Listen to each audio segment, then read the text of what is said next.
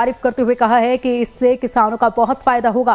उन्होंने इस डील के लिए प्रधानमंत्री का धन्यवाद भी किया और विपक्ष के आरोपों को बेबुनियाद बताया।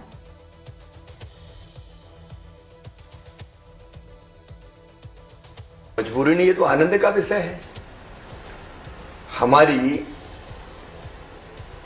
यूरोपियन यूनियन से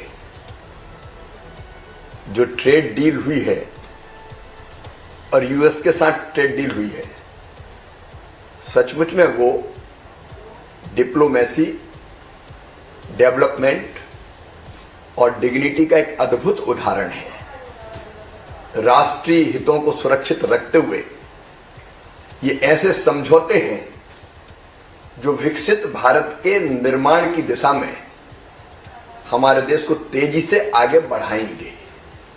और एक बात माननीय पीयूष जी ने कल संसद में, हालांकि अपोजिशन का जो व्यवहार था वो बहुत पीड़ादायक है, संसद को उन्हें सड़क बना दिया और जिस तरह का माहौल वहां पैदा किया, इतने महत्वपूर्ण डील पर वाणिज्य मंत्री का वक्तव्य, उसको ठीक से ना हो पाए इसकी कोशिश की। लेकिन कल पीयूष जी ने स्पष्ट किया है अपने वक्तव्य में, और मैं कृषि मंत्री के नाते कह रहा हूं, केवल कह नहीं रहा, प्रधानमंत्री जी को धन्यवाद दे रहा हूं कि उनके नेतृत्व में ये जो समझौते हुए हैं ये भारत के किसानों के हितों को सर्वथा सुरक्षित रखते हैं।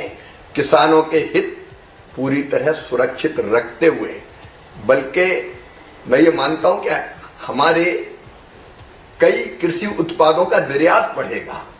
हमारे चावल का 63,000 करोड़ का निर्यात पिछले साल हुआ है।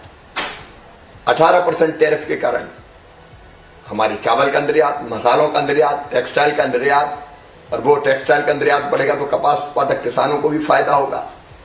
तो दोनों जो डील हुई है ये देश के हित में भी है और किसानों के हित में भी है। हमारे मुख्य अनाज, मुख्य फल और हमारे डेयरी उत्पाद, हमारा मिलेट्स, सबको सुरक्षित रखा गया है। इनके लिए कोई बाजार नहीं खोला जा रहा और इसलिए मैं पूरी तरह से संतुष्ट हूं, बल्कि भारत के किसानों के हितों के संरक्षण के लिए हृदय से धन्यवाद देता हूं।